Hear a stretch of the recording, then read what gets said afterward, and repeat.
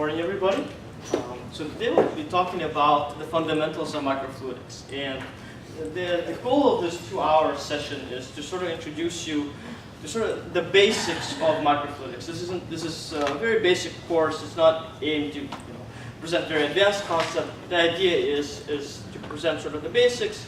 Just to get a show of hands. So how many had coffee this morning? Okay.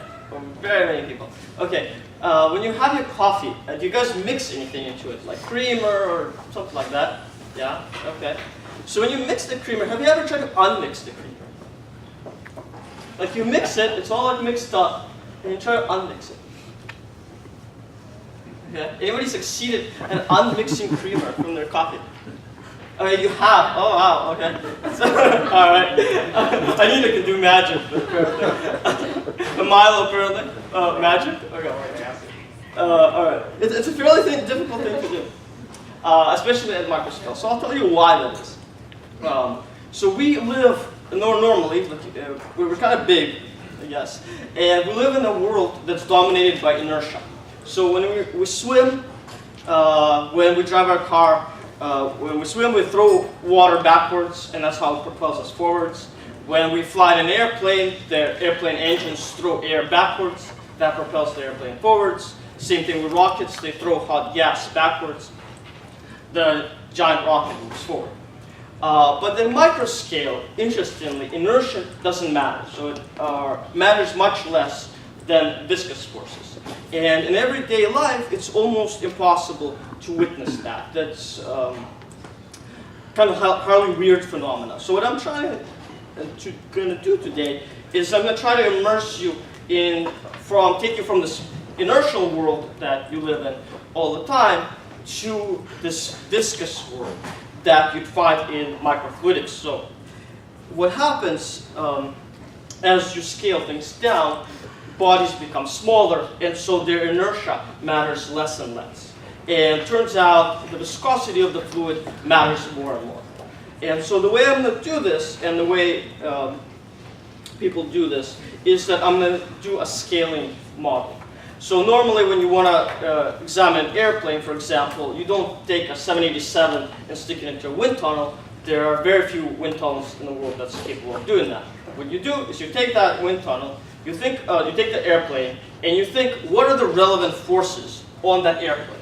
Okay, so for example, the relevant forces in an airplane might be the ratio of inertia to viscous forces. So that's the Reynolds number. Let's see.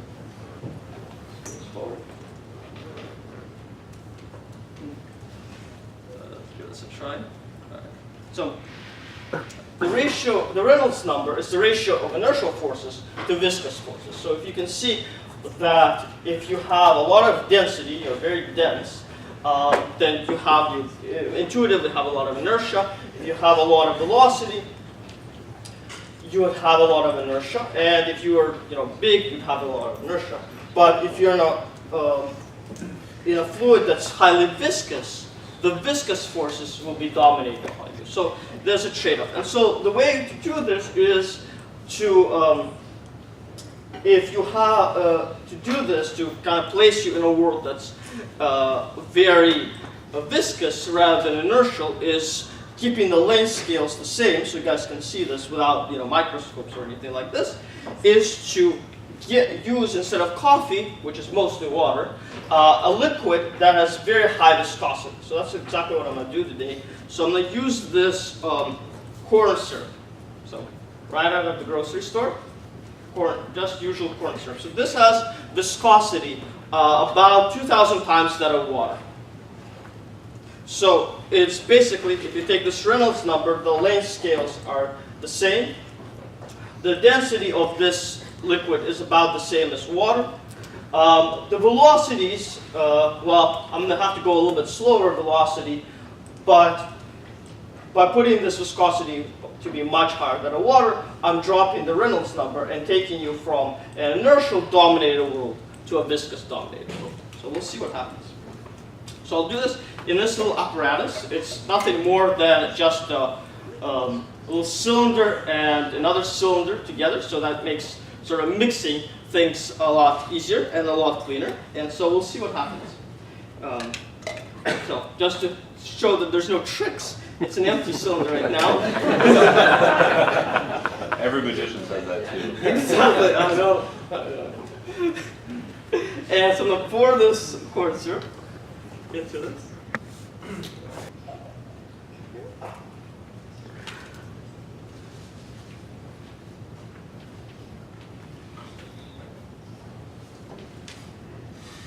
Sort of to visualize the mixing, instead of like creamer, I'm going to use something a little bit better. I'm going to just use this dye, fluorescein dye.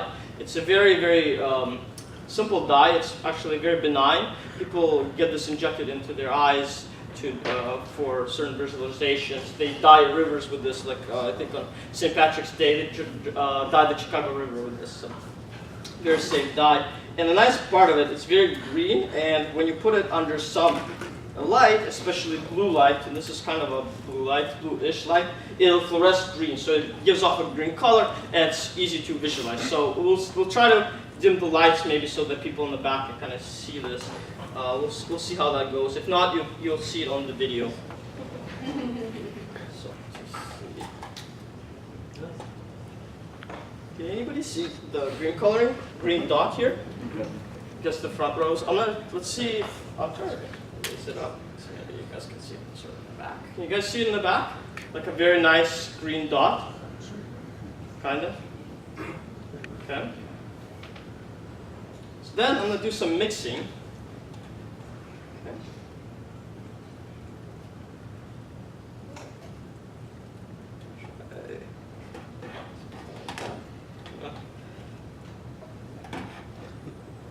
So that's not going to work. Yeah, if you can help, yeah. Thank you. Just hold that. Thank you. Maybe you should on the side. Yeah, is that better? Top? Yeah. Alright. Okay, so now it's mixing. Mixed all the way. Okay. So now move that.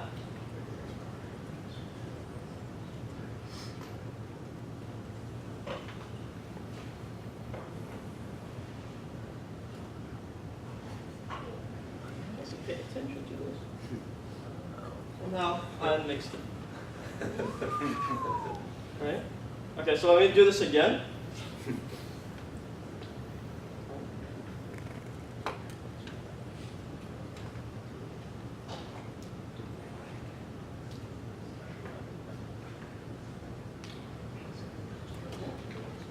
This is it mixed. You can see the band. Now it's a band. It used to be a dot. Now it's a band.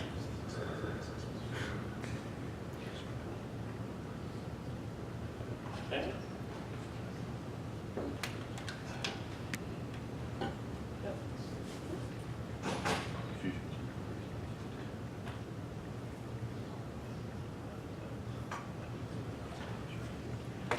And now it's completely unmixed.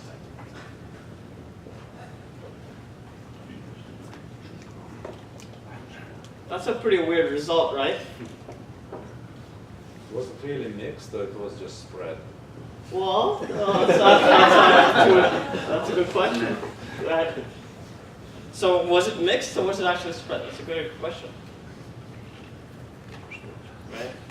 And so why can I do this? Why can I take it, spread it, right? And then unmix it, or just put it back in its own place. So why do you think I can do this in a viscous flow, but you cannot do this in an inertially controlled flow, like in your coffee cup? Anyone has a guess? Diffusion. It has to do with diffusion. So diffusion, there isn't much diffusion here. And actually, if you let it sit in the coffee cup, there isn't that much diffusion. You can see the time scales. It's like, it took me about a minute to do this. So it wasn't a very long time. We didn't let it sit in for a long time scale. And so diffusion does play a role, but what do you think this is? Yeah? Well, in an inertial-driven system, once you've stopped mixing, the mixing continues. And so that can't be reversed by reversing the mixing. Absolutely right, yeah. So basically what happens in an inertial system, just to basically repeat what you said, is you push the fluid with the boundaries, and the fluid just continues, keeps going. And so that there's no way you can control back by turning the boundaries back where the liquid starts out from. And so in your coffee cup, in your stirred coffee cup, actually the Reynolds numbers can be surprisingly high. So basically the Reynolds number, you take density of water, about a 10 centimeter diameter coffee cup, and you're spinning it at 10 centimeters a second. So you're moving one diameter in a second. This is for water. This becomes actually turbulent. So it's highly inertial driven, and you have this effect just like you mentioned, where the water or the fluid keeps going. In the corn syrup demonstration, the Reynolds number is much slower, and so what happens is that you actually have these lamina, and when you tug on one of the boundaries, these lamina move, right? And once the lamina move, basically what it looks like as it spreads. So Pavel was right. It's not actually mixing. It's actually just shearing it. I'm just shearing on the lamina. And then, because there is no inertia, so these lamina don't go anywhere, like you mentioned, I can take the walls and move them back, and the lamina come back again. So it's very unusual in our macro scale world. It's very, very usual, this kind of behavior in the micro scale world. So if we actually scale this would be, if we scale this appropriately, that I'm going basically a few turns on this device in a time I'm doing this would be roughly a 100 micron sized device. So instead of 10 centimeters, it'll be 100 microns type device. You would see this kind of behavior. And this kind of behavior where the boundaries only cause the movement of the fluid and there's no additional inertia has significant influences on what's actually going on. So for example, if you design a micro swimmer, or think about how cells swim, because they're so small, they cannot swim the way you swim. So if you're trying to push water and try to throw yourself forwards, by throwing water backwards, basically what the little bacteria would experience if they would do that, they would just come back. They would go forward and come back, go forward and come back. It wouldn't do anything good to them. They wouldn't actually be able to move around. So there has to be special asymmetric motion that these little microorganisms have to do to actually propel themselves forward. For example, if you are in a boat, you can move your rudder back and forth like this, and you'll be able to move forward in the boat. If you do this, if bacteria does this, it will not actually move anywhere. It will just turn water around it. So it has significant applications. And so this is just a flavor of the weird world that you'd find when you're dealing with viscous dominated fluids. Okay. So, any questions about this?